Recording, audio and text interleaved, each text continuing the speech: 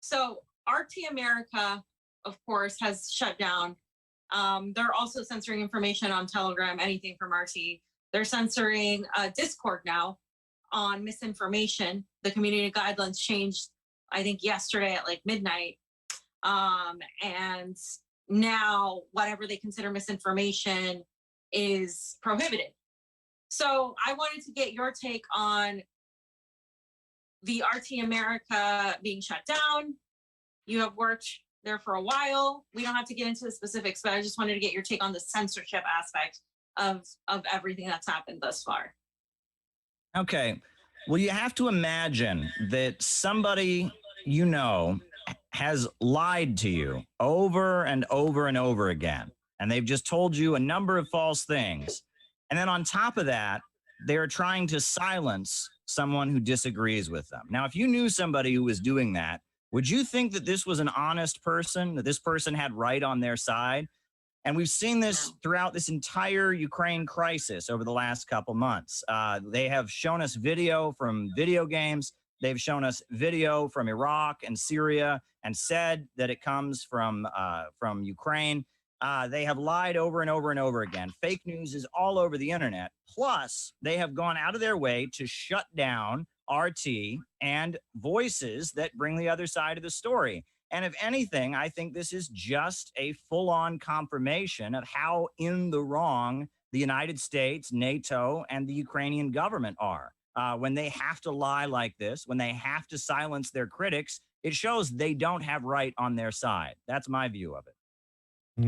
We're having one of those shows, Caleb, when anything that possible that could happen to go wrong is going wrong. We lost Fiorella. I'm sure she'll be back in there right now.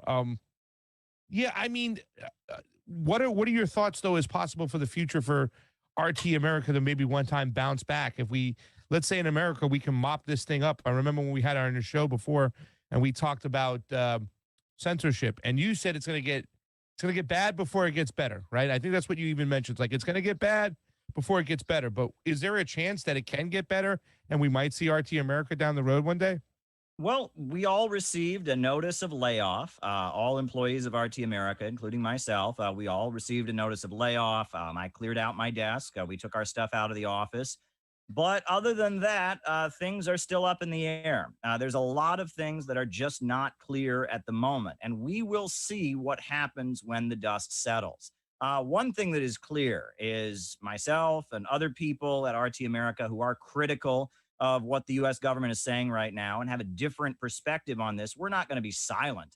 We're not just going to go away. We're going to keep doing it. I'm all over social media. I'm on YouTube and many other people that are associated with RT that have a critical perspective that, you know, maybe they're not associated with RT, but they're critical of this. We're not going away. We're going to keep doing this. And that's why they're so desperate to silence us. And that's what's really bizarre about this situation is they seem to think that if they stop some bank transfers or they engage in widespread social media intimidation, which I've never seen anything like this. You know, I mean, they must have their troll farms working overtime. They must be spending like millions of dollars on the troll farms because the harassment that anybody who is critical of their narrative is getting right now is so ridiculous. And do you really think that with their country in the middle of a war, you know, with bombs going off, Ukrainians are just taking the time to run to their computers and tweet in English at people who disagree with NATO? I really doubt this is coming from Ukrainians. But regardless, the social media intimidation, the cutting off of bank transactions, the harassment, it's not going to stop people from opposing their wars. So at the end of the day, I expect we will come out ahead. These are just the hard times, right? This is the darkest before dawn hour. But I'm going to keep going, and so are a lot of people I know who agree with me. Yeah. Go back stronger. Sorry. No, it's okay. I agree. And I just wanted to show Caleb's tweet that he put. I don't think we've shown it. It should be 19. And you know, you said you were cleaning out your desk and it was heartbreaking that things were unclear, that you have no intention of stopping, as you just said. What specifically did you like about working for RT? Because a lot of the mainstream media and the smears there's so much control, right, over what you say, over what you don't say. To this day, I've seen the same things come at Tara Reid, and a lot of my friends work at RT or have worked at RT. So for me, I've just never heard that, but I just want to hear it from you. Like, did you have some sort of like authoritarian, you cannot say this? Because that's how media works in the United States. You must get approval if you're going to attack Hillary Clinton, or you'll be fired. Well, actually, from my experience at RT, there was a much wider variety of perspectives represented at the company than at most workplaces that I've heard about. I mean, we had conservatives, we had liberals, we had libertarians, we had Marxists, we had all kinds of voices. People called RT propaganda, but propaganda puts out one particular viewpoint, and RT America didn't put out one particular viewpoint. I mean, there was conservatives, there was Chris Hedges, there was Larry King had a show for a long time, William Shatner. There's a lot of different perspectives represented, a lot of great personalities with many different views coming forward. And I will say that there were a lot of people that had various interpretations of world events also. I mean, yes, the prevailing trend tended to be critical of what U.S. leaders said, but when it came to international events, Steve Malzberg, a big supporter of Israel, he had a TV show on RT America. He put forward his view. Chris Hedges, a longtime critic of U.S. foreign policy, he was on RT America. There were a number of different perspectives represented. So I really, the idea that RT was this stifling place and we were all, marching in lockstep with the Kremlin is absolutely ridiculous. Absolutely ridiculous. You look at who the guests were, you look at who came on, it was a wide variety of perspectives. Another thing that I will say is that this doesn't just apply to media companies, this applies to all workplaces. Right now, people are very afraid to say what they think at work. The political correctness culture has led to a situation where if you make an offhand remark or say something that someone interprets the wrong way, you can get fired. It wasn't like that at RT. Now, that's not to say there weren't people who disagreed with each other or people who took offense to other people's words, but it didn't have that kind of dangerous woke corporate culture that's kind of taking over a lot of workplaces. A lot of that have nothing to do with business, nowadays.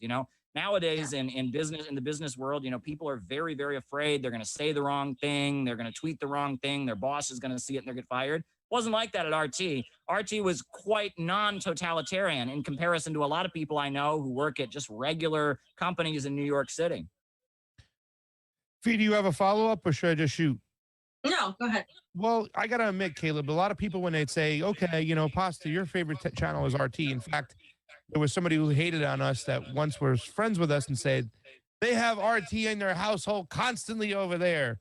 It's ridiculous. And I was like, I like RT. I think it's one of the best channels around. But when I got my mom to start watching it, whatnot, and she said she's going to miss you in the streets of New York, by the way, now that it's off of DirecTV. I would have a hard time explaining this to people and kind of trying to legitimize the fact that it was somewhat sponsored by the Russian government and stuff. How did you push back when people would ask you, and I'm sure people have asked you behind, like, well, how could, a Russian sponsored or partially funded by the Russian government television show be fair and balanced? Well, any media is going to have an editorial perspective. That's just the reality. Any newspaper, any publication, any radio program is going to have somewhat of an editorial perspective. But, they bait, RT for the fact that its funding comes from Russia. It's not a state broadcast entity. I want to make that clear, by the way. It's actually, there's a private media company in RT, RIA Novosti, and RIA Novosti gets funding, but it's not a direct government entity. It's more like PBS. PBS is a private corporation here in the United States, but it gets funding. And that's how RT works. And we got to be clear about that, right? I mean, if you're going to call RT state media, then you have to call PBS, you have to call BBC that. But beyond that, right, let's look at who the mainstream media are. You got NBC, and that's a creation of General Electric, right? General Electric is one of the top Pentagon military contractors. Fox News, another, that's the top name in cable news in the United States. At one time, Fox News was actually partially owned by the Kingdom of Saudi Arabia. We know about the News Corporation and Rupert Murdoch and his views. You can go down the line. Anderson Cooper of CNN has admitted in the Washington Post the way he got his job at CNN is he worked for the CIA and they got him the job. So there's a whole lot of distortion, just a whole lot of distortion and unfair arguments. And this whole demonization of RT because it's from Russia, it's funded, that whole narrative is based on appealing to people's biases. That we give a pass to U.S. imperialism, we give a pass to Wall Street and Pentagon contractors, and we assume that whoever they're opposing, like the Russian government or the Chinese government or the Venezuelan government or the Iranian government, we assume that they're the bad guy.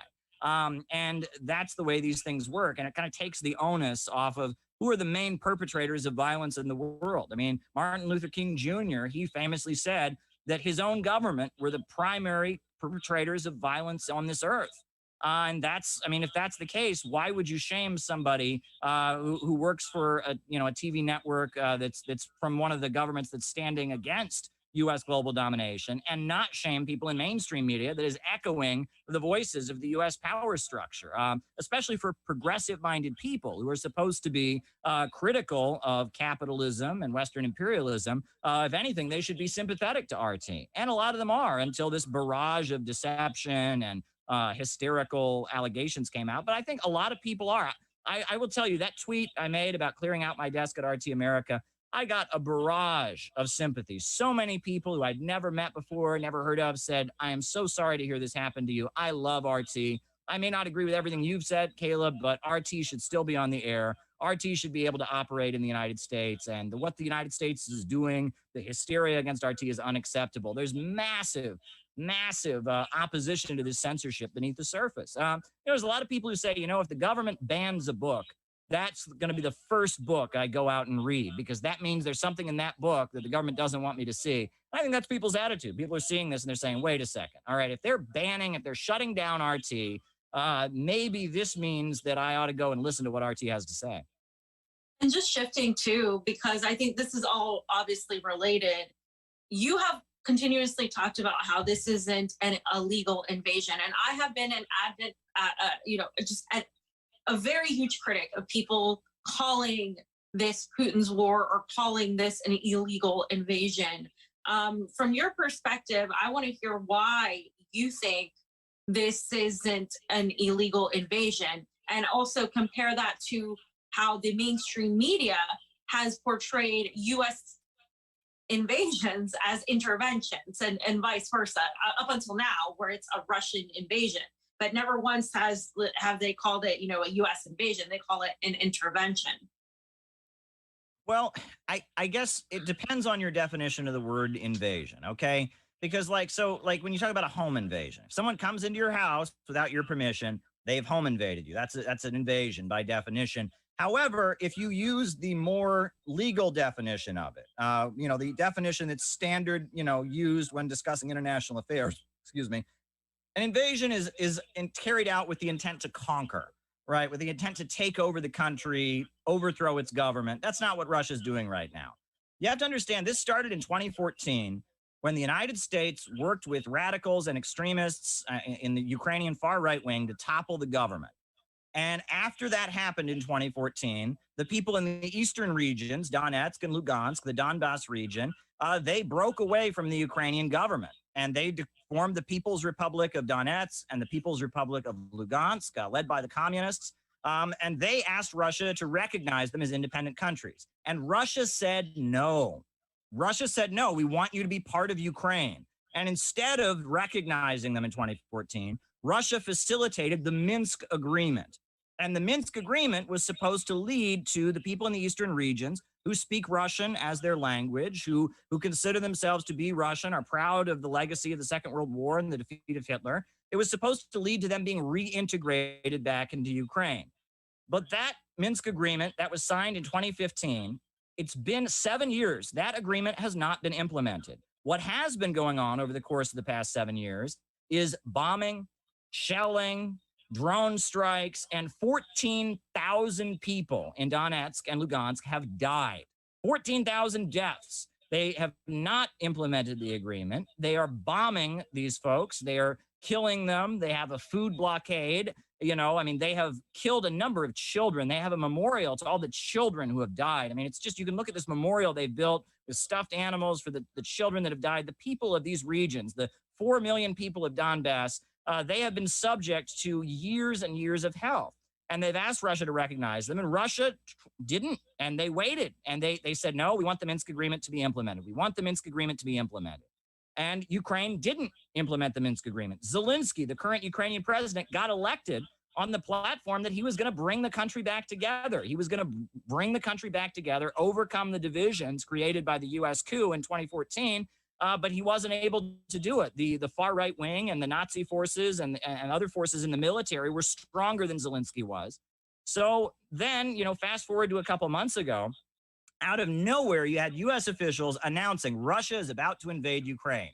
And I pay close attention. I report from the United Nations. Russian officials came forward and they said, no, we're not going to invade Ukraine. And U.S. officials just kept saying, Russia is going to invade Ukraine. They're having military exercises in Belarus. And Russia said, we do that every year. Every year we have exercises in Belarus. We told you we were going to do these exercises. We're not going to invade Ukraine. What is this about? And so in order to appease the United States, because they wouldn't let this go, Russia actually started moving their troops away from the border to make clear they were not invading Ukraine. And then we saw what this was really about.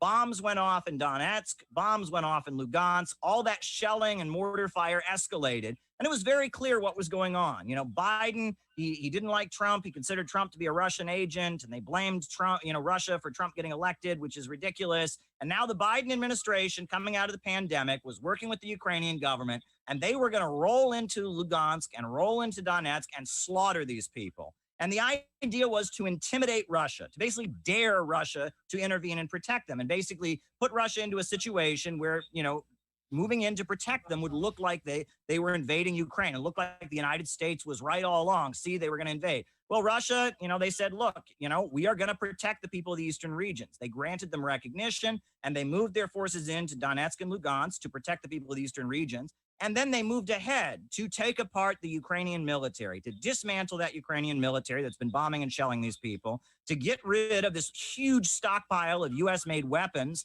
that are on their border, to make clear to the Ukrainian government that they better not join the NATO coalition and threaten them right on their border. And yes, Russia is at this point protecting the people of Donetsk and Lugansk by engaging in offensive action against the Ukrainian military, ripping that Ukrainian military up so the people of the eastern regions can have peace. And so Russia does not have to deal with the threat of a NATO-aligned country right on their border. And this can stop today. All Zelensky would have to do is recognize the right of these eastern regions to be independent and make clear he's not going to join NATO and get more U.S. weapons, and this would end immediately. That has been Russia's position from the beginning. They have no intention of occupying Ukraine, taking over Ukraine, nothing. They want the threats against them to stop, and they want the slaughter of the people in the eastern regions to stop. And what's beyond me is Joe Biden, in his State of the Union speech, he referred to what Russia is doing as unprovoked. There have been 8 years of provocations, 8 years of shelling, 14,000 people dead.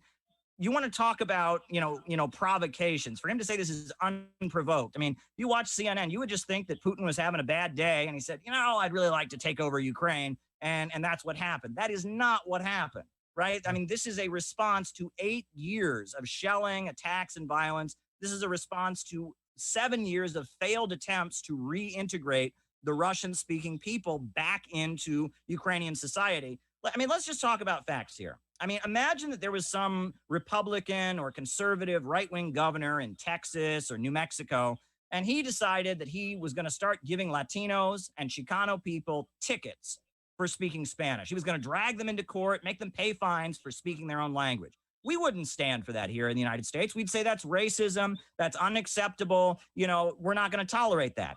That's what the Ukrainian government has been doing for the past 8 years, writing Russian speakers tickets, dragging Russian people who've spoken Russian their whole lives for generations, dragging them to court for speaking their own language. They have outlawed TV networks that are critical of the Ukrainian government. They put people in jail for their social media posts that are critical of the Ukrainian government.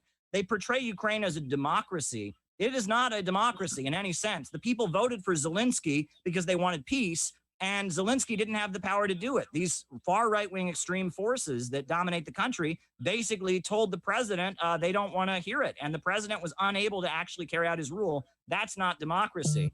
And let me add, they also say Ukraine is independent. And this is a threat on Ukraine's independence. Ukraine is not independent. Ukraine is a colony of U.S. imperialism.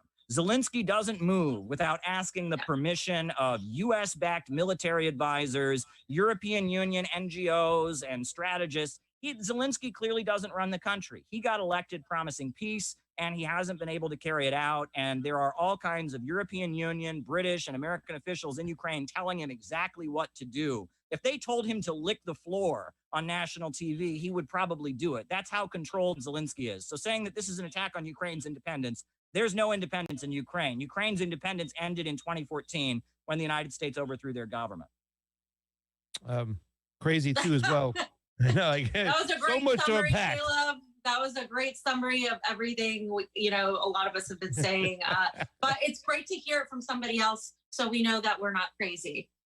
Yes. Pasta, go ahead. Well, I've been watching Caleb his late night streams, and he's just been on fire with this and stuff. And, some things that I think we should point out is that, number one, that Caleb Maupin over here was marching and protesting for the people's rights just to live in the Donbass region before he even worked at RT. There's actual footage of that. You can see that. And I'd also like to point out too, Caleb, the fact is that Zelensky also said he was going to pursue nuclear weapons shortly before the Russians took offense. I don't think in any scenario whatsoever would the United States let an anti-United States power be on the border, let's say in Mexico, with nuclear weapons pointed at them. So it's so hypocritical of the United States government. And I believe Zelensky was pushed to say that because this is what they wanted over here, the United States, that is.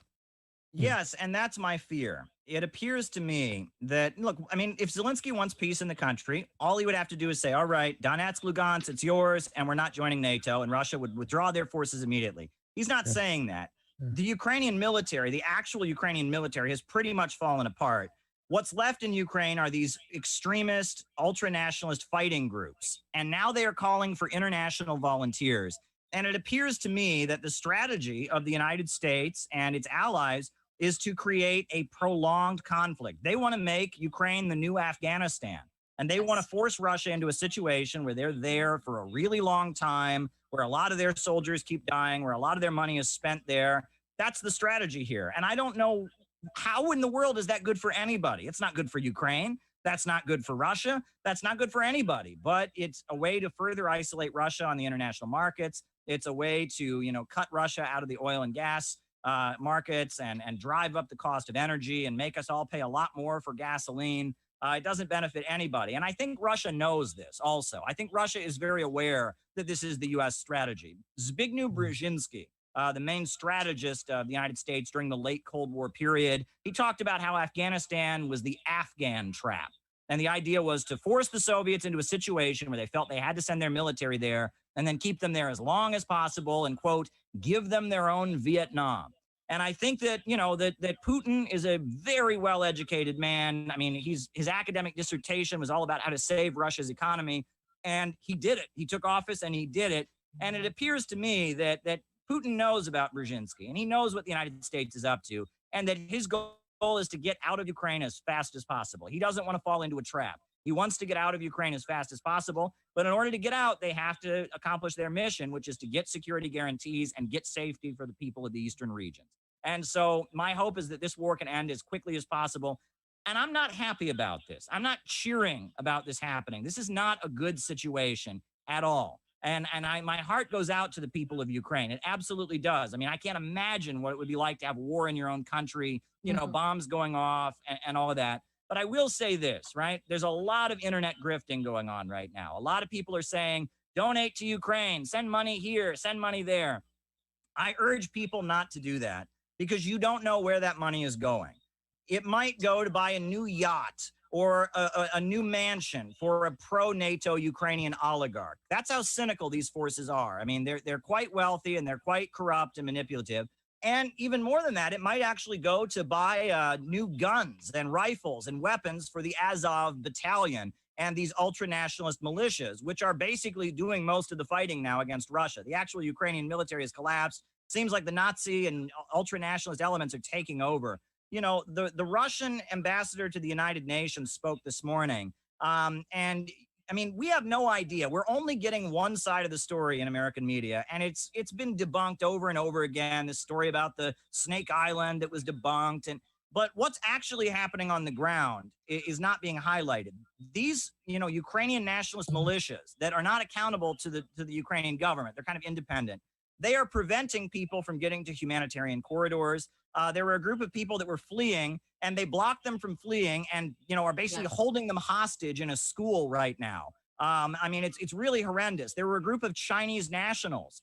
They're not from Ukraine. They're Chinese, and they're trying to get out of the country. And these nationalist militias opened fire on them as they were fleeing the country. What these forces are doing, I mean, this is really, really horrendous stuff. And if you're, a left-wing person in the United States, you need to look into the history of who these Ukrainian nationalist elements are, right? One of the most right-wing conservative newspapers in the United States is called the Washington Times. And it was started by the Reverend Sun Myung Moon, the cult leader of the Unification Church. And they were part of what was called the World Anti-Communist League, which was a CIA-led fascist coalition that was started in Taiwan. Goes back to the 1950s. And it was just a whole network for funding extremist forces around the world to fight Russia, to fight China, to fight the Soviet Union. And these Azov battalion forces, these Ukrainian ultranationalists, that's their roots. They come out of the World Anti-Communist League. They come out of Reverend Sun Myung Moon. They come out of Chiang Kai-shek. These are not democracy lovers. These are not freedom fighters. These are very, very hateful people who advocate fascism, ethno-nationalists, and what's shocking to me is how much U.S. mainstream media is covering up for them. I mean, these people are tearing down World War II memorials. These people, they are building memorials to Stepan Bandera, who was a Nazi collaborator and a participant in the Holocaust. They get on TV and slip every so often and start talking about how blonde-haired, blue-eyed people are dying. The Europeans are dying. I mean, they make it really obvious what they're about, but mainstream media is covering for them. It's deeply frustrating to see, but we're only getting one side of the story in mainstream media. And a lot of that one side of the story is being completely debunked as fake news. Yeah, and I just want your comment on you talked about these fascists or band-right fascists, but it's kind of weird, Caleb, to me how in the United States there was so much of a focus on vilifying the trucker convoy, and crushing them because they were petty bourgeois and how they were, they weren't real working class, and there was like one Nazi flag in that whole thing, and it was just plastered all over the media. And also you could go to Trump supporters and the Proud Boys and the Boogaloo Boys and all of that. I mean, for interviewing Magnus Pamvidya, who was a libertarian, I would say more than anything, who was part of the Proud Boys, we were labeled like he was a Red Boogaloo Brown Boy. Alliance. I'm sorry, a Boogaloo Boy, not a Proud Boy, but we were labeled like Red Brown Alliance. We were labeled all these things, and as you have been. The moment there is a legitimate funding and backing with receipts, with historical context, historical data, that the United States helped fund and arm neo-Nazis, and that Victoria Nuland was deciding who was going to be president and said, I don't want Yanukovych. I mean, there's phone calls, there's audio, there's countless evidence. A great portion of the left is completely ignoring that. And you talked about BreadTube loves imperialism, and you've talked about these things, but I just wanted to hear what you thought about that sort of ironic situation that we find ourselves in, because I mean, I'm an anti-fascist, and as you are as well, and I just see so much just complete whitewashing and dismissal of these people being Nazis because Zelensky is Jewish. Yeah, I mean, this has been kind of my obsession over the past couple of years. I've done a lot of research. I wrote, my book on Kamala Harris. I wrote my book, BreadTube Serves Imperialism. And it started during the Cold War. You started to see covert funding. The CIA started giving money to Trotskyites, to anarchists, and to other elements of the left that were against the Soviet Union and against the Communist Party. And that started during the Cold War. And a lot of money was funneled to these people. It was the Congress for Cultural Freedom program, Project MK Ultra, where the CIA was, working to promote drug culture. And you had a whole kind of reinvention of what it means to be a leftist and a socialist in the United States. And then after the Soviet Union fell, these institutions were still there. You had George Soros, this Hungarian billionaire who presented himself as a progressive, but was handing out money all across the Eastern Bloc to help bring down the Soviet Union. And now that the Cold War is over, and now that communism is not the main enemy of the United States around the world, the USA goes around fighting the vague enemy of totalitarianism, not communism or authoritarianism, right? And that the enemies of the United States around the world are ideologically diverse. Now that that's the case, it seems like what started during the Cold War as an attempt to manipulate leftism has emerged into like the primary ideological wing of American imperialism. Basically, the synthetic left, the George Soros Foundation funded academic, university, privileged politics, postmodern left. That is the main, current of U.S. imperialism. And what they believe is not really a threat to the status quo. They don't want to abolish capitalism. They just want to start a worker co-op. They don't want to abolish the system of imperialism. They simply want to, make sure that there are people of color and women and trans people represented at the top of it. And that is the main current of imperialism. Whereas it seems like on the right, you have a lot of people that, their ideology might be very conservative. They might say communism is the main threat. They might really love capitalism, be libertarian. But they're against the status quo. They're against the wars. They're questioning what the corporate media says. So we have a very, very strange political situation. And in that situation, if you are a legit leftist who is against the Pentagon, who is against Wall Street, you're going to realize that you need to be talking to the people on the right, and that a lot of these people on the so-called left who equate you with a Nazi just because you're questioning the Wall Street war narrative, they're not your friends. And I have been at the forefront, along with the Center for Political Innovation, of beating the drum that we need to reevaluate what socialism means. And we need to reorient left-wing activism in the United States. I've said out of the movement to the masses.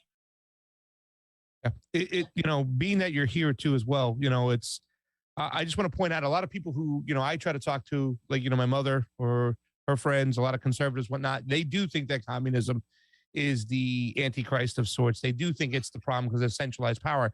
And I often mention how many times that, like, no, I mean, that's not what socialism is about. That Caleb has let us come to his group and talk about censorship and how important it is to hear all points of view. It's so ironic that right now that RT America is closed down as we had met coming to speak about censorship. But how do you sell socialism to a lot of these conservatives and stuff? I asked one of your colleagues, why not just change the name? Why not call it something different? I've heard you say that America is going to get its own, if we do kind of venture down this avenue, it's going to get its own brand of socialism. So why don't we rebrand it? Well, I have often said that, Soviet-style communism is not coming back anytime soon. The Soviet Union fell for a reason. I mean, the Soviet Union had great successes. They defeated the Nazis. They invented space travel. They raised millions of people from poverty. They electrified the whole country. They wiped out illiteracy. They made Russia a modern country. I mean, they achieved amazing things, but they also had some real big problems. And those problems ultimately played a role in their demise in 1991. And if you look at, communism around the world, not in the West, not, some, academic, some college professor who thinks he's a Marxist, not some, 20-year-old who hates Republicans and is going around saying he's a Marxist. But if you look at what the Nicaraguans are doing, if you look at what the Chinese are doing, if you look at what, what they're doing in various parts of the world, what the People's Republic of Donetsk and Lugansk are doing, those folks believe in communism, but it's a different kind of communism. Hugo Chavez used the word 21st century socialism. And these folks understand that you need a market sector. People ought to be able to open their own business and such. And, you also, you can't be hostile to people for their religious faith. Hugo Chavez was Roman Catholic. Nicolas Maduro is Roman Catholic. The leader of Nicaragua, Daniel Ortega, is also Roman Catholic. And their religious faith is a big part of the government there. They say Christianity, socialism, and solidarity. So, a lot has changed. President Xi Jinping has kind of mixed Marxism with traditional Chinese culture and Confucianism, and that socialism around the world, the countries that are still building a non-capitalist economy, have greatly changed and adjusted since the Cold War. And socialism in the West has also completely changed and been completely manipulated by government money and CIA, manipulation and infiltration. And so the left in the West is just completely pro-imperialist and completely lost its mind. The left in the developing world, in countries like Vietnam, the socialism and Marxism that they are advocating is quite interesting and unique. And, in social.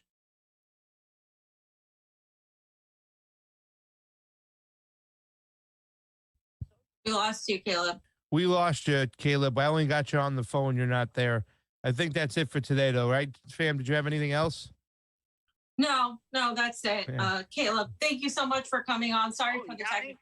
Am I here? You're here on the phone, but you're frozen on the computer. So we just wanted to say thank you for coming on. I got a lot more questions. I know I'm going to get in trouble for not asking you your stance, because everybody's been saying next time you get Caleb on, ask him about his thoughts on Xi Jinping's relationship with the Klaus Schwab and the World Economic Forum. So yeah, next time, that was if you going can to be come my on, last question. But I know it was Fee. Fee's question too is we were going to ask you that. So come back another time and talk about that with us, Caleb. We love you, brother, and we wish you nothing but the best of luck. Sorry what the censorship has gotten to, but we know you're going to keep fighting, and we're going to keep reposting you. All right. Well, thank you very much. Later, Talk to you Caleb. later, Caleb. Caleb Maupin, everybody. Yeah.